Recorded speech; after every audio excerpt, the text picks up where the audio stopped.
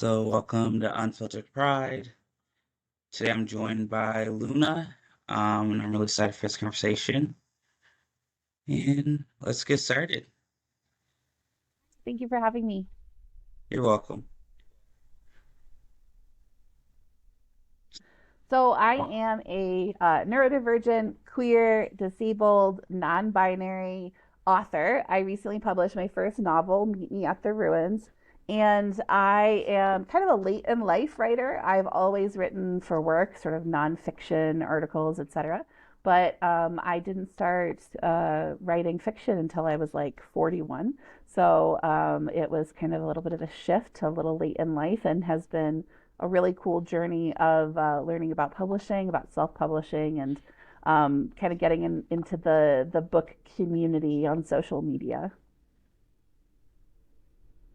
So, So, Meet Me at the Ruins is sort of a college coming of age story about a student who is studying abroad in Scotland. So, she is trying to figure out kind of who she is and who she is in the context of other people. And does she care about the way that other people perceive her or not? There's a lot of struggle in the book, like a lot of neurodivergent people deal with, where she has anxiety and she has like extra anxiety about how people perceive her and trying to figure out her way through that. Like so many of us went through a process of being like, what is the sort of neurodiversity that I have, and do I care if people perceive it? And this book is set in Scotland in the early 2000s, so um, she doesn't have a lot of like the vocabulary and language and support system around mental health that we might now. Not everybody has now, but a lot of us do. And so the story is about belonging and about figuring out who she is. And it's also very romantic. There's a lot of like love interests and sex scenes. And so it's a little bit of everything. It's mostly a story of sort of learning how to adult, especially in the context of having anxiety and mental health issues as a young adult. and if is your book morely for people who are, I guess, divergent in LGBTQ mainly? So the book doesn't really feature a queer protagonist. Even though I'm queer, my protagonist is cisgender, straight. In this book, there is a little bit of an exploration of like whether she's bi, which is a conversation that I was having with myself in college at that time as well. But it's not a big feature of the book. She's sort of figuring herself out. She thinks she's straight, maybe she's a little bit bi, but again, in the early 2000s, a lot of people who were like, I kind of think maybe I'm bi, we're going like, but I probably shouldn't be, or like that's not culturally acceptable in my community. And so she kind of has this bisexual experience, and she's sort of questioning it, but it's not like a huge part of the book, if that makes sense. She's not a queer character. I would love to write a queer character in my next novel, and I'm actually trying to figure out whether I want that to be like a bigger part of the story in my second novel. Yeah, I think that's definitely a good idea. So, where would we find your book? Amazon, bookstores, anything like that? Yeah, you can find it on Amazon. You can also order it from bookshop.org, which is my favorite because they donate a portion of every sale to local bookstores. So you can actually choose the bookstore that you want the money to get donated to. So, like if you live in Nashville, for example, you can choose your local bookstore in Nashville that bookshop.org will donate a portion of the sale to. And you can also find it, like you could go to your local bookstore or Barnes and Noble and order the book, but it's probably not going to be on the shelves, if that makes sense.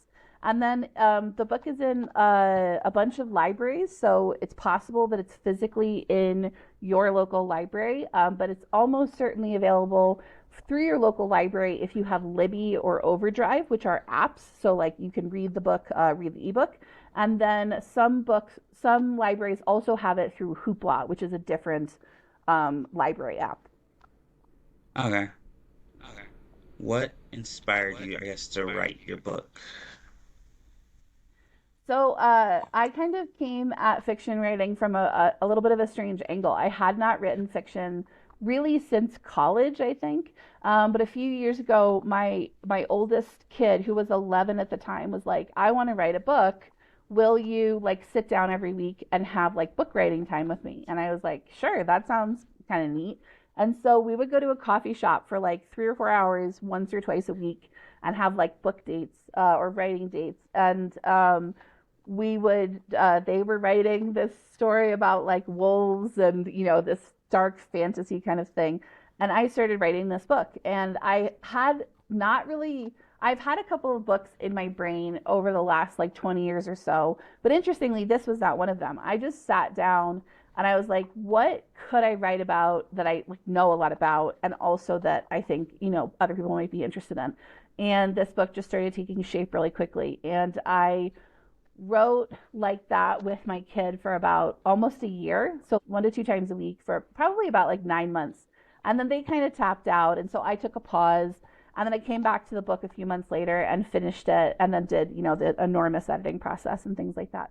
I think that this book was in me all along, but I'm not sure that it would have come out like when it did, except that I was sort of spurred to actually sit down and write like consistently with like big chunks of time, because everyone that I know that writes is like, "Oh, I wake up at 4:30 in the morning and I write for an hour and a half before my family gets up." And I'm like, "No, that does not work for me. That is not me. That does not work for my body."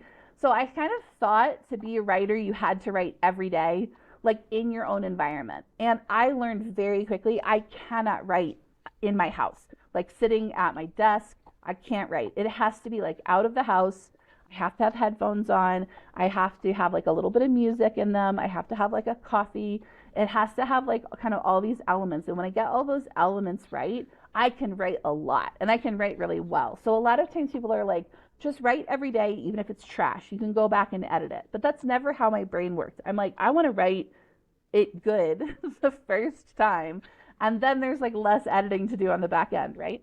So one of the things that I had to learn is like not just like how to be inspired, but like how to honor my body and my brain and the way that my brain works, and the way that that like it makes sense for me to write, and just like let go of any expectation of how other people write or how I'm supposed to write. And that's actually what allowed me to finally write a book. What is like your writing process, like to sit down and like write? Yeah, this was kind of an interesting thing for me that was unexpected. What I have found is if I can get all the elements in place to like control my environment for the way that I feel most creative, I can sit down and just like move my fingers and the story writes itself, which is really interesting because like that's not how it was when I was like writing nonfiction for work, right? Because I used to like, write like scientific reports, right? It was a very different process. But what I've found is if I'm writing like an article or an essay, that's nonfiction, or I'm writing fiction, it's already in my brain somewhere. Or like these characters and the story already exists somewhere in my brain, and all I'm doing is acting as like a conduit to get it onto the page, which is really interesting because, especially when I first started writing this story, I didn't consciously know like where the story was going or what was going to happen. I had like this very basic arc, which is like sort of what's going to happen over the course of the story. And then as I was writing, the characters were like, no, that's not going to happen. This is going to happen. This other thing's going to happen. And so it was like they were fully formed in my brain without me being conscious of it. And I found that to be so interesting because like I would not have said like, oh, I have this book like fully formed in my brain, but somehow like deep in the recesses of my like creative mind, each of these characters sort of already existed there and like had opinions about like what they wanted to happen with the story and like what was true to that character. And so I'm not sure that everybody experiences writing in this way. Like I know people who are like, oh, I just write down like junk and then I go and I edit it and I edit it and I edit it and I edit it. And for me, it's like when what I write down, like I do have to go back and edit it. Obviously, there's like spelling mistakes or I missed a comma or something. And occasionally I have like continuity things that I have to deal with. But for the most part, like what I write down is like what the story ends up being. Like I don't have to go back and do an enormous amount of editing for content. I do have to do lots of editing for like clarity and things like that. But it's been a very interesting process um, for me to see these characters that I have just created come alive on the page in a way where they felt like they'd actually been there for a very long time. That was really interesting for me.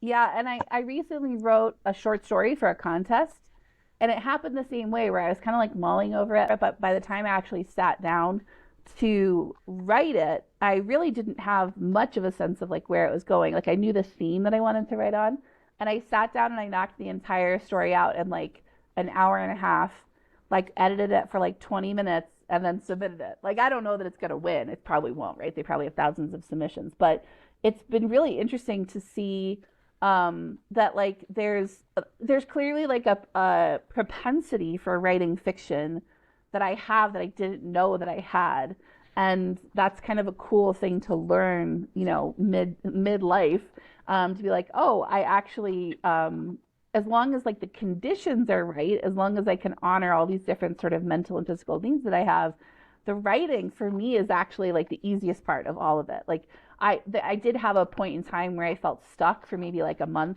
and I was like, that's cool. I'm just not gonna write for a month. Like I'm just not gonna write right now. And I just really honored that like what I call like fallow time. And I was like, I'm just not gonna write until I feel like I want to write again. And then when I felt like I wanted to write again, I was able to wrap up the whole book in like a few weeks. So I think that like if there's any lesson here, it's just like figuring out what your body needs and what your brain needs, because all of us, our brains work in very different ways. Whether or not you're neurodivergent, your brain still works in different ways from other people's. And listening to your body, I know that it would feel like a slog if I tried to write every day, like before everybody in my household woke up, right? Like I know this about myself. I know that I would tap out after like 2 weeks, right? Like I'd be like, no, I'm sorry, like that doesn't work for me.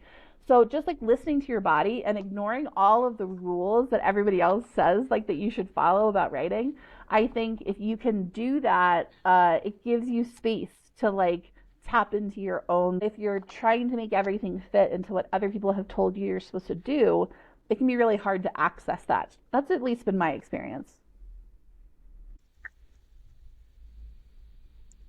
I guess, what advice would you have for like a first time writer of someone who wants to write a book?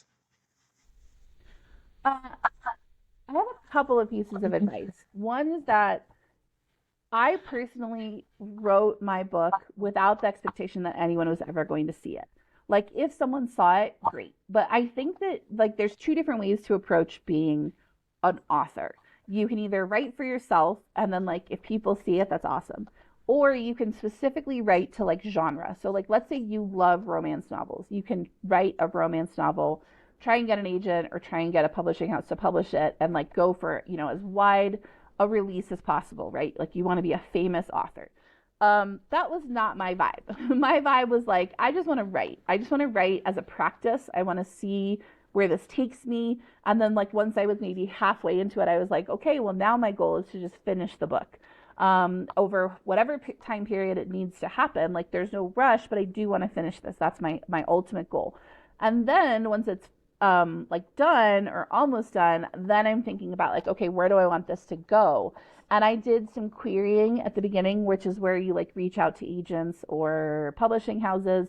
And it turned out because I had published some of the story on Kindle Vella, which doesn't exist anymore, I basically was like never going to get traditional representation as an agent because most agents won't touch a work that's been what they call pre-published, or like published online. And so then I was like, okay, so I'm not going to get like this book deal, which is fine.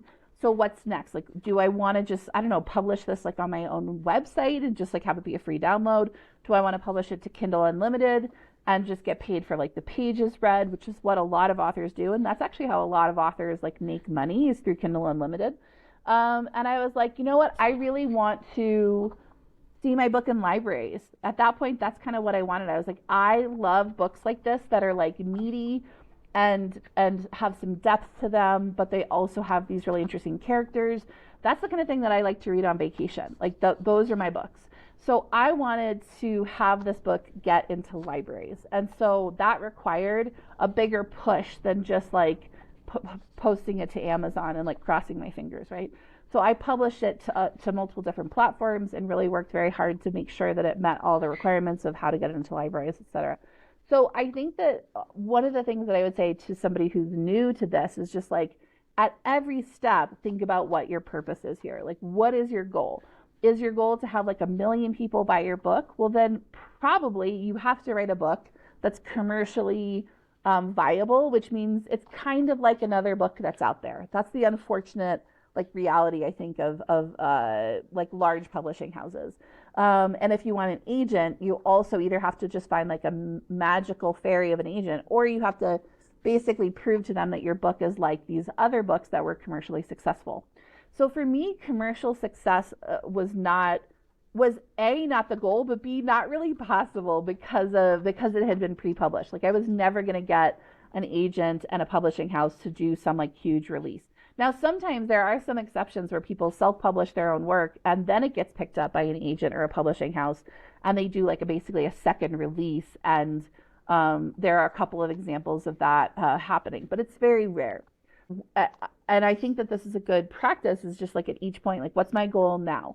Is my goal to finish the book? Is my goal to show the book to somebody? Is my goal to publish it just like really quickly, maybe on Kindle Unlimited? Or do I want this book to be like a bigger thing? And for me, I wanted it to be a bigger thing, but not necessarily for commercial purposes, but for libraries in particular. So that was my push. And that required some new learning. And, you know, I needed to refresh myself on like how to format things and all sorts of things. So that's one piece of advice, is to really think about your goals throughout this. But another piece of advice is that, at least for me, the writing is the easiest part. Like writing is easy for me. Editing is a little bit harder, but the whole like formatting and figuring out different websites that you're posting the book to and doing the marketing and the social media and outreach, that's all so much harder to me than the writing and the editing was. So for those people who are like overwhelmed by to-do lists like I am, I think it's important to write like a really, really strong to-do list and like literally cross things off as you go. I just wrote an article on what my process was for like querying and then self-publishing and also writing. It's called How Not to Publish a Book. It's on Medium. And I go through probably 100 out of maybe the 400 steps that I took, right? Like I outline them. Like here's everything that everything that I did and everything that I'm still doing a year later. I wrote that because it's the kind of like guide that I wish that I'd had when I was starting out. So that's a good starting point to learn about like sort of the timeline and also the different steps. And my hope is that like somebody can basically take that article, turn it into their own checklist and kind of make the process easier for them. Do you think that you would? Yeah, I'm actually working on 3 different books right now at like different sort of speeds and different levels of urgency. One is my second novel, which is as of right now, it's like a rom-com, but set against the backdrop of leaving a cult. So it's like a little niche. And then I'm working on a book on social media, actually, like how to use social media in a way that like doesn't bring you out and that connects you to your local community, because that's my like my day job, as I mentioned. And then the third book, and I'm not actively working on it, but I'm actually actively like proposing it for grants and things like that, is I've been wanting to write this book for literally 20 years on how to tackle climate change in your community without anybody noticing. So basically, what can you do if you're like a city planner or if you're an individual and you live in like a really conservative place, but the environment is really important to you? Like, how can you get people on board with projects that are good for the environment, but like also good for the economy, also good for public health? And like, what are the arguments that will be successful in sort of in places that don't really care so much about the environment? How can we convince people using other arguments like the economy, for example, or education. And so I have these three things kind of working like at different speeds. And the last one that I mentioned is like a huge project. It's like a full-time job for a year to like write that book. And so I'm looking for grants to kind of get me started. But I don't know if that's going to happen, and that's okay. But that book has been sitting fully formed in my brain for almost 20 years now, but I have not yet had the time and like the financial freedom to just like take a year off from everything else and write that book, because nonfiction's just like a different beast. You have to do lots of sourcing and making sure that your studies and everything are accurate, and it's just a ton. For me at least, it's a lot more work to write nonfiction in an academic way than fiction. So yes, there will be more books, but I cannot promise you when. Okay, that makes sense. Are you also going to still self-publish as well? At least the first two books? So the book about social media, I'm planning to self-publish. Because mostly because of the timeline. Like when you go through a traditional publisher or an agent, it might be 2 years before your book is published. And social media changes a lot, like really quickly. And so it makes sense for me to self-publish that so that it can just be like out there immediately. The first book, my novel, I need to get a little deeper into it to decide how I'm going to proceed with that. I feel like with the way that it's like going, I would love to find an agent and see if they could pitch it to some publishing houses. But at the same time, like my first novel, it's cross genre, and so cross genre where it's like coming of age, but it's also about neurodivergence, but it's also about friendship, and it's also about romance. Those kinds of things are not necessarily the like commercial bestsellers. So when you go to an agent, that's often what they're looking for, is like what's going to be a really easy commercial sell. Like, oh, this is just like Emily Henry, or like this is just like Sarah J. Maas. Like that's what they're looking for often, is like how can you sort of prove that this is very similar in writing to something that's already really successful. Well, I can't think of a romantic comedy set against the backdrop of leaving a cult. So like I don't know that I would have any success with like trying to find a publishing house for them. With my first book, I actually did have the opportunity to publish with some small publishing houses, and ended up declining because I didn't like the contracts that they were offering. Like the contracts just weren't clear. And for me, like I didn't want to get bogged down in a contract that like wasn't clear, and then spend 2 years with not in control of my book. And then, they don't actually necessarily have to publish it depending on how the contract works. And so I decided to self-publish. So for my second novel, my hope is that even if I don't like find an agent and like a big five publishing house, I might find a small press that is interested in publishing it with a really good, solid contract that doesn't have a lot of red flags. So that's kind of my goal. But at the same time, right now, my like only goal is to just write it and then just see how I feel about it. Thank you for coming to my podcast for sure. And definitely keep me updated on your books. And if you ever want to come back, you're always welcome for sure. Thank you. Thank you so much for having me and letting me talk about writing. You're welcome. Bye. Bye. Bye.